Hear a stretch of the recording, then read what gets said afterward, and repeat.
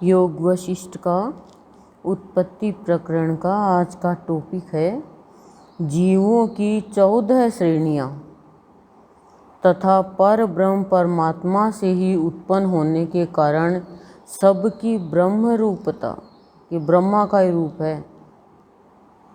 सर्ग है 94।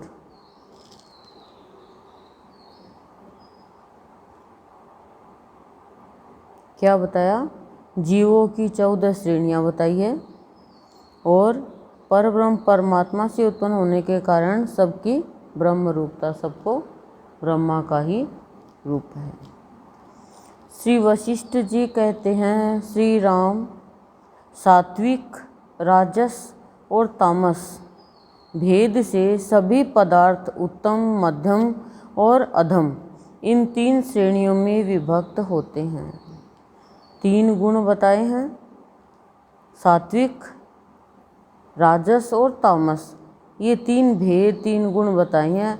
ये सभी पदार्थों के कारण ही कोई उत्तम श्रेणी का है, कोई मध्यम श्रेणी का है और कोई अधम श्रेणी का है। अलग अलग श्रेणी के 14 जीव की श्रेणियाँ बताइए तो अलग अलग है। 3 के सात्विक, राजस और तामस। सात्विक क्या है? शांत, सत्य को पाने वाला, भक्ति करने वाला। राजस क्या है? कि ये संसार की सुख सुविधा में जाने वाला। और तामस क्या है? अंधकारी, अंधकार है, जो छोटी श्रेणी है, सांप है, उल्लू है, क्रोध है, अंधकार है, ज्ञान है, ये छोटी छोटी श्रेणियों में आता है। इनकी जो इधर उधर विभिन्न भुवनों में उत्पत्तियां बताई गई है, उनका विभाग इस प्रकार है, बताता हूँ, सुनो। करिए, इन जीवों की श्रेणियों के भुवनों में जो उत्पत्तियां होती बताई गई है, इनकी उत्पत्ति कैसे होती है, यानी जन्म, उनका विभाग कैसा है, ये बताता हूँ, सुनो। क्या कह रहे हैं? जिस जीव को अपने पूर्व जन्म में श्रम, दम आदि समस्त साधन तथा गुण संपत्ति प्राप्त होने पर भी ज्ञान नहीं हुआ, वह जीव इसी जन्म में ज्ञान लाभ के योग्य बनकर उत्पन्न होता है। अतः यही उसका प्रथम जन्म है। उस श्रेणी के जीव का वह जन्म इदम प्रथम, यानी यह प्रथम नाम से विख्यात होता है। यह इदम प्रथमता पूर्व जन्म के शुभ अभ्यास से प्रकट होती है। वही इदम प्रथमता यदि पूर्व जन्म में वैराग्य की कमी के कारण शुभ लोकों का आश्रय लेने वाली रही हो, अर्थात उत्तम लोकों की प्राप्ति के लिए किए गए शुभ कर्मों से संयुक्त हो, और इसीलिए विचित्र संसार वासना के कारण भोग व्यवहार वाली हो, तो भोगों से वासना का क्षय होने पर वह कुछ ही जन्मों में मोक्ष की प्राप्ति करा देती है। अतः शांति आदि गुणों से युक्त होने के कारण उस दूसरी जीव जाति को गुण पीवरी कहते हैं। 2 श्रेणी, 2 जाति बताई। एक तो इदम, यानी यह इदम प्रथमता, जो प्रथम आगे है वह यह, बस यह का बताया। और दूसरा गुण पीवरी। पीवरी का मतलब होता है सुख की पत्नी, और गुण यानी सतोगुण, ये अच्छे कार्य करने वाला। तो बताया कि जिस जीव को अपने पूर्व जन्म में श्रम, दम आदि समस्त साधन तथा गुण संपत्ति प्राप्त होने पर भी ज्ञान नहीं हुआ, कि श्रम, दम, दम यानी इंद्रियों का नियंत्रण और श्रम यानी शांत, तो कह रहे हैं समस्त सारे साधन और गुण की संपत्ति प्राप्त होने पर भी ज्ञान नहीं हुआ। प्राप्त है फिर भी ज्ञान नहीं है उसे, तो कह रहे हैं वह जीव इसी जन्म में ज्ञान लाभ के योग्य बनकर, वह जीव इसी जन्म में ज्ञान का लाभ के योग्य तो बन जाता है, लेकिन ज्ञान लाभ होने के लिए उत्पन्न इसी जीव जैसा इसमें संसार में होता है, मुक्त नहीं हो पाता वो। क्यों? क्योंकि वो ज्ञान लाभ नहीं कर पाया। प्राप्त होने पर भी उनको उन साधन से जीवन में कुछ प्राप्त नहीं कर पाया। जैसे धन बहुत सारा है किसी के पास में, लेकिन खाता है लूखी सूखी है, पहनता फटे कपड़े हैं, सोता फटे पुरानों पे है, ऐसा है, तो फिर क्या हो, साधन का उपयोग में नहीं लिया ना साधन को। ऐसे ही कह रही है, प्राप्त होने पर भी, ज्ञान प्राप्त होने पर भी, और वह उसका लाभ नहीं उठाया, तो वो इसी जन्म में प्रथम जन्म लेके आता है, वो है इदम प्रथम। यह प्रथम जन्म है मनुष्य का, समझ गए। यह इदम प्रथमता पूर्व जन्म के शुभ अभ्यास से प्रकट होती है। वही शुभ अभ्यास से प्रकट होती है कि यह प्रथम जन्म है।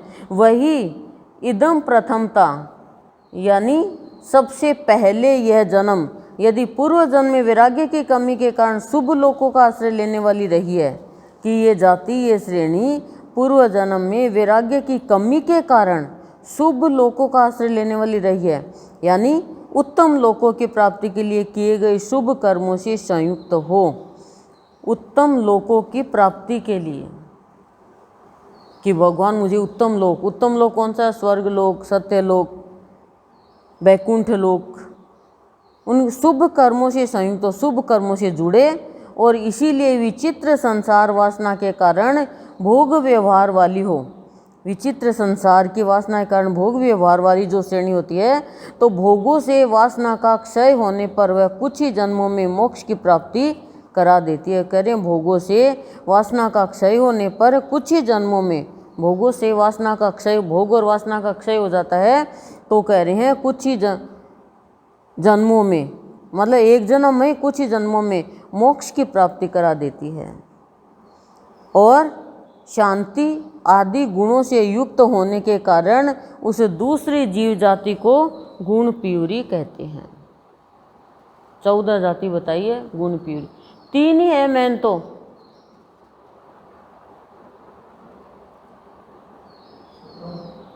है सात्विक, राजस, तामस, 3 है। सात्विक, राजसिक, तामसिक बोल दो चाहे, 3 है। इन तीनों से ही जो कोई फायदा उठा लेता है, जो कोई शुभ कर्म करता है, शुभ कर्म करता है, तो कोई को राजस राजसी, कोई को तामस तामसी, कोई तमो तामसी, बस ये इसी की योनिया है, इसी में घूम रही है बस। किसी ने आधा सत्य पा लिया, कोई संसार में भी जाता है, कोई भक्ति में भी जाता है, तो वो सत्य को भी पाता, अधम भी है और सत्य को भी पा रहा है, तो उसको ऐसा ही लोक मिलता जाता है, उत्तम लोक, मध्यम लोक और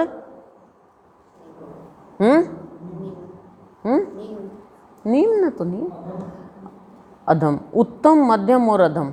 अधम मिलता है तामस वाले को, उत्तम मिलता है सात्विक वाले को, और मध्यम मिलता है राजस वाले को, उसको मध्यम मिलता है।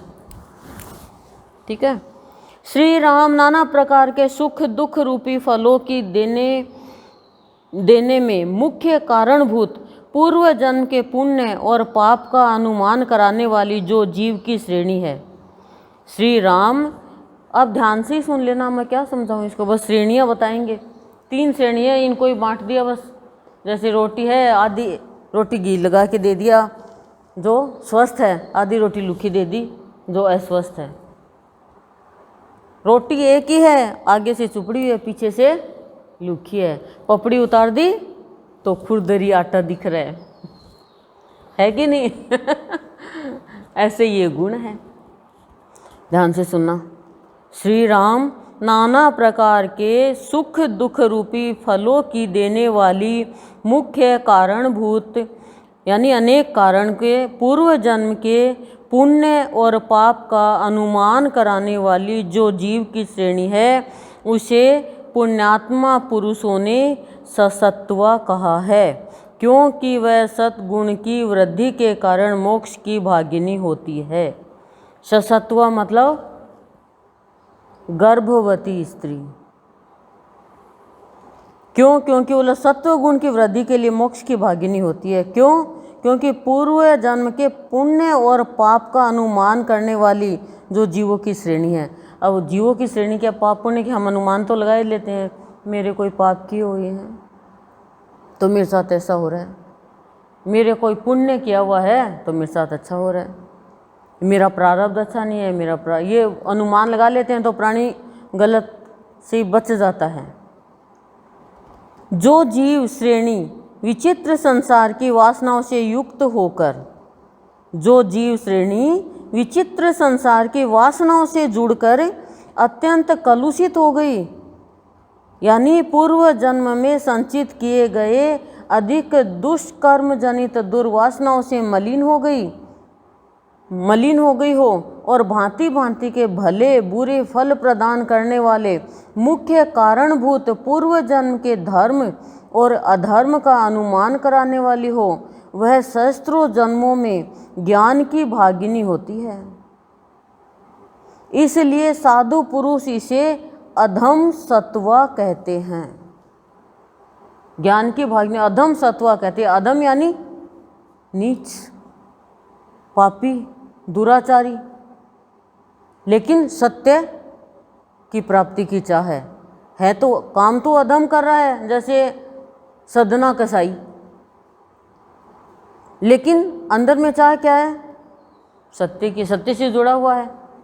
तो कह रहे हैं वो पूर्व संचित किए गए बुरे कर्म दुर्वासना यानी बुरी वासना से मलिन है और भांति भांति के भले बुरे फल प्रदान करने वाली है इस श्रेणी, और मुख्य कारणभूत पूर्व जन्म के धर्म और अधर्म का अनुमान करने वाली है। मुख्य कारण तो यह है कि धर्म और अधर्म का अनुमान करने वाली है। वह सहस्त्रों जन्मों में ज्ञान की भागिनी होती है। ये सोचना एक ही जन्म में नहीं होती है, 100 जन्म के से भी ऊपर, पता नहीं कितना ले तब वो ज्ञान की भागिनी होती है, और तब वो साधु पुरुष उसे अधम सत्वा कहते हैं।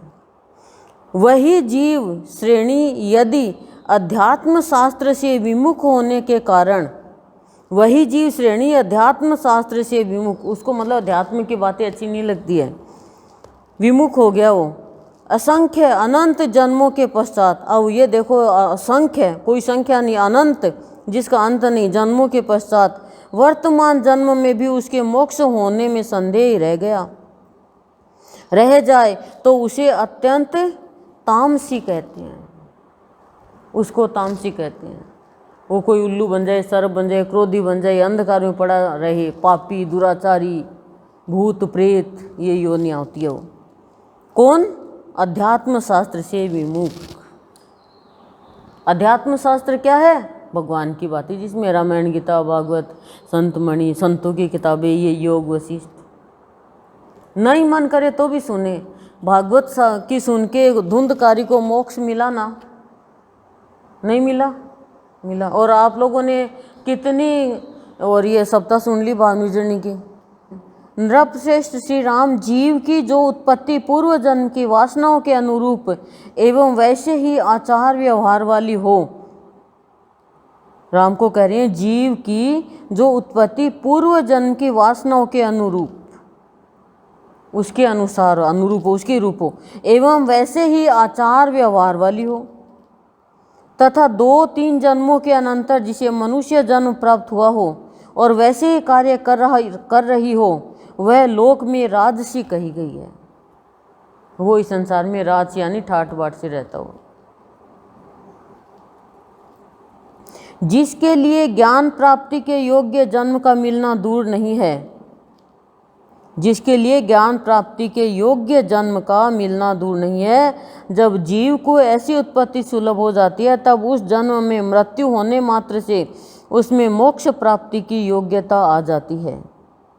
उस जन्म में उसके द्वारा वैसे ही कार्य होने से जो अनुमान होता है, उसके आधार पर ही मुमुक्षुओं ने, उस मुमुक्षु यानी जो मोक्ष प्राप्ति की इच्छा करने वाले हैं, अवस्था को राजस सात्विकी कहा गया है कि वो संसार के ठाट बाट से भी रह रहे हैं और सत्य को भी प्राप्त कर रहे हैं, जैसे राजा जनक। और भी बहुत से राजा हुए हैं, संत भी ऐसे ही रहते हैं, ठाट बाट से रहते हैं। ऋषि मुनि है, वो तो एकदम ठाट बाट से, हमारी नज़रों में ठाट बाट से नहीं रहते। हमारी नज़र में तो सोना चांदी पहन ले और कर ले, वही ठाट बाट से हैं, लेकिन ठाट बाट से रहते हैं पहले के राजा महाराजा। क्यों? वशिष्ठ जी को देखो, उनके पास कामधेनु गाय थी।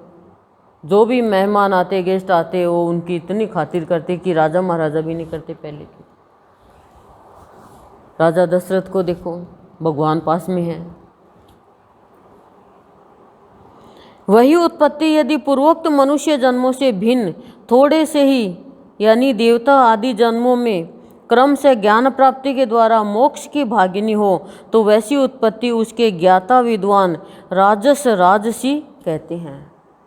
कि राजस ठाट बाट से राजसी ठाट कहते हैं, राजसी ठाट बाट है, राजा महाराजों की जैसी रहती। वही यदि राजस राजसी की अपेक्षा यानी राजस राजसी की अपेक्षा चिरकाल में मोक्ष की इच्छा से संपन्न होकर सैकड़ों जन्मों के पश्चात मोक्ष प्राप्ति के अधिकारिणी हो और ऐसे कार्यों का आरंभ करे जिनसे राजस एवं तामस दोनों बता दिया, राजस और तामस कर्मजनित फलों की प्राप्ति हो तो वह जीव जाति या जीव श्रेणी सज्जन पुरुषों द्वारा राजस तामसी कही गई है।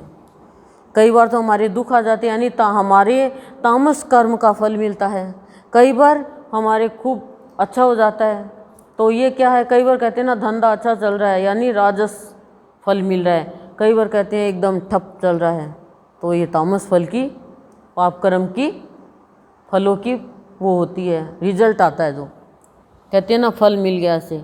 तो कह रही है ये ऐसे जो हम जन्म जीते हैं, एक सत्संग में आए सात्विक हो गए, घर में गए राजसिक हो गए, और कोई लड़ाई झगड़ा हुआ तो तामसिक हो गए। तो तीनों ही गुण सब में ही है, गुणों से ही तो ये सृष्टि बनी है, गुणों से ही मनुष्य का जीवन चलता है, लेकिन अधिकता किसकी है और तीनों की ही जरूरत है। मैंने बताया भी था एक बार, यदि वही उत्पत्ति ऐसे कार्यों का आरंभ करे जिनसे सहस्त्रों जन्मों के पश्चात भी मोक्ष मिलने में संदेह ही रहे, उसे राज सात्यंत तामसी कहा गया। तीनों बता दिया, राजसिक तामसिक और सात्विक, तीनों जिसमें है तीनों का ही फल मिल रहा है, तीनों को कार्य बराबर हो रहे हैं, तो जिनसे सहस्त्रों जन्मों के पश्चात भी मोक्ष मिलने में संदेह ही है, वो तीनों योनि में भटकता रहता है, तीनों ही मिला जुला रहता है। समझ रहे, समझ रही और जा रहा है ऊपर से। सर्ग के आदि में हिरण्यगर्भ ब्रह्मा से मनुष्य मतलब हीरो की उत्पत्ति करने वाला ब्रह्मा से मनुष्यों की उत्पत्ति हुई है। हिरण्यगर्भा ये भूमि है ना, हिरण्यगर्भा कितना अनाज देती है, धन देती है, हीरा पन्ना सब देती है कि नहीं देती? तो ब्रह्मा जी को बताया है सर्ग के आदि में हिरण्यगर्भ ब्रह्मा से मनुष्य की उत्पत्ति हुई है। तभी से सहस्त्रों जन्म भोग लेने के पश्चात भी यदि बहुत जन्मों के बाद चिरकाल में मोक्ष मिलने की संभावना हो तो महर्षियों ने उसे तामसी उत्पत्ति कहा है। वह तामस उत्पत्ति यह तामस योनि होने पर भी मोक्ष की संभावना से युक्त हो और वैसे ही कर्मों के आयोजन से सुशोभित होती हो तो उसे विद्वान पुरुष तामस सत्वा कहते हैं। तामस राजस गुणों से संपन्न कतिपय जन्मों में ही जहाँ मोक्ष प्राप्ति की संभावना हो उस उत्पत्ति को तमोराज स्वरूपिणी कहा गया है, तथा जो उत्पत्ति पहले के हजारों जन्मों से लेकर आगे होने वाले सैकड़ों जन्मों तक मोक्ष प्राप्ति की योग्यता से रहित हो उसे उत्पत्ति की श्रेणी का विभाजन करने और जानने वाले विद्वानों ने तामस तामसी कहा है। जिस उत्पत्ति में अतीत काल के लाखों जन्मों से लेकर भविष्य काल के लाखों जन्मों तक मोक्ष मिलने में संदेह ही रहे उसे अत्यंत तामसी कहते हैं। मुक्ति मिलने में संदेह रहे, अत्यंत मतलब बहुत ज़्यादा संदेह, तो उसको तामस कहते हैं, तामसी कहते हैं, यानी बुरे कर्म करने वाला। अब ये तीन ही है मैन, तो फिर इनको काट काट के थोड़ा थोड़ा कर्म किया है ना, उनके हिसाब से दोनों जुड़ गए, तीनों जुड़ गए, दो जुड़ गए, तीन जुड़ गए, ऐसे जुड़ गए। प्राणियों की ये सारी जातियां पूर्व कर्मानुसार ब्रह्मा से उत्पन्न होती है, यही विशेष बात है। पूर्व कर्मानुसार, हमारे पूर्व कर्म अच्छे कि हमें सत्संग मिला, लेकिन लोग क्या कहते हैं हमारे पूर्व कर्म अच्छे कि हम एसी में सो रहे हैं मस्ती से, और ये देव भाग रही है सत्संग के लिए, उनके लिए उनको पता नहीं ना। ठीक उसी तरह जैसे कुछ चंचल हुए समुद्र से तरंगे उठती रहती है जीवों की ये सभी श्रेणियां उसी तरह ब्रह्मा से उत्पन्न हुई है, जैसे प्रज्वलित अग्नि से चिनगारियाँ प्रकट होती है। जैसे सुवर्ण से कड़े, बाजूबंद और केयूर आदि आभूषण प्रकट होते हैं, उसी प्रकार ब्रह्मा से सारी जीव श्रेणियाँ पूर्व वासना और कर्मों के अनुसार उत्पन्न होती है। श्री राम जैसे घटाकाश, स्थाल्याकाश और छिद्राकाश आदि आकाश ही कल्पित रूप है, ये 3 आकाश का कल्पित रूप बताया है। उसी तरह अजन्मा पर ब्रह्मा की ही संपूर्ण प्राणी वर्ग के रूप में कल्पना हुई है। अतः वे सब प्राणी ब्रह्मा की रूप है, ब्रह्मा के ही रूप है। जैसे जल में फुहारे, भंवरे, लहरें और बूंदें प्रकट होती है, अतः सब जल रूपी है। उसी तरह संपूर्ण लोक रचनाएं पर ब्रह्म पद से ही प्रकट हुई है, अतः वे सब ब्रह्म स्वरूप ही है। कि जल की तरंगे जल स्वरूप है, तो सब कुछ ब्रह्मा से उत्पन्न हुई है सब श्रेणियाँ, तो ब्रह्म का ही रूप है सारी, चाहे तामसिक हो, चाहे राजसिक हो, चाहे सात्विक हो, सब ब्रह्मा का ही रूप है। समझ रहे? श्री राम जैसे सूर्य के तेज से ही मृग तृष्णा रूपिणी सरिताओं की प्रतीति होती है, उसी प्रकार संपूर्ण दृश्य दर्शन ब्रह्मा के ही संकल्प से प्रकट हुए हैं। ये सारे दृश्य समझ गए ना, कि सूर्य के तेज से मृग तृष्णा रूपिणी सरिता की प्रतीति होती है, कि जहाँ पानी है नहीं, पानी चमकती है वो सड़क मिट्टी, लगता है पानी है, सूर्य का तेज पड़ रहा है लेकिन पानी है नहीं, लगता है। उसी तरह से उसी प्रकार संपूर्ण दृश्य दर्शन ब्रह्मा के संकल्प से प्रकट हुए हैं। ब्रह्मा जी ने संकल्प किया, प्रकट हो गए सारे दृश्य। ये सारे दृश्य दर्शन दृष्टा ब्रह्मा के स्वरूप से भिन्न नहीं है। ठीक वैसे ही जैसे चांदनी चंद्रमा से और प्रकाश तेज से पृथक नहीं है, इसी तरह जो नाना प्रकार की जीवों की श्रेणियां है, ये जिस ब्रह्मा से उत्पन्न होती है उसी में लीन भी हो जाती है। रघुनंदन, इस प्रकार भगवान पर ब्रह्म परमात्मा की इच्छा से व्यवहार में लगे हुए जो विचित्र आकार वाले रूप वैभव से संपन्न पूर्वोक्त प्राणी वर्ग है, वे आगे से प्रकट होने वाले चिनगारियों के समान विभिन्न लोकों में आते जाते और ऊंची नीची योनियों में जन्म लेकर भ्रमण करते। क्या बताया रघुनंदन? इस प्रकार भगवान पर ब्रह्म परमात्मा की इच्छा से, भगवान पर ब्रह्म परमात्मा की इच्छा से व्यवहार में लगे हुए, ज़्यादा व्यवहार में कोई जाता है ना, उनको कह रहे हैं व्यवहार में लगे हुए जो विचित्र आकार वाले। अब विचित्र आकार वाले है ही, मनुष्य को भी विचित्र आकार है, कोई टेढ़ा चलता है, कोई मेढ़ा चलता है, कोई फटाफट चलता है, कोई की चाल देखो कैसी है, और पशुओं की तो है ही। रूप वैभव से संपन्न, विचित्र आकार है, रूप वैभव से संपन्न पूर्वोक्त प्राणी वर्ग है। ऊपर जो बताया वो प्राणी वर्ग है, वे आगे से प्रकट होने वाली चिनगारियों के समान, आग से, आगे से नहीं, आग से वे आग, देखो एक मात्रा का ही फर्क है, वे आग से प्रकट होने वाली चिनगारियों के समान विभिन्न लोकों में आते हैं। चिनगारियों के समान लोकों में, जैसे आग में चिनगारी निकलती है ऐसे, और जाते भी हैं, मतलब जन्म लेते हैं और ऊंची नीची योनियों में जन्म लेकर भ्रमण करते रहते हैं, जो सिर्फ व्यवहार में जाते हैं। और हम लोग व्यवहार में ज़्यादा जाते हैं, उसने मेरे को ये दिया मैं उसको ये दूँ। कि भाव योगी संत बाहरी व्यवहार करना से पृथक कर देते हैं आंतरिक भाव जागृत करके।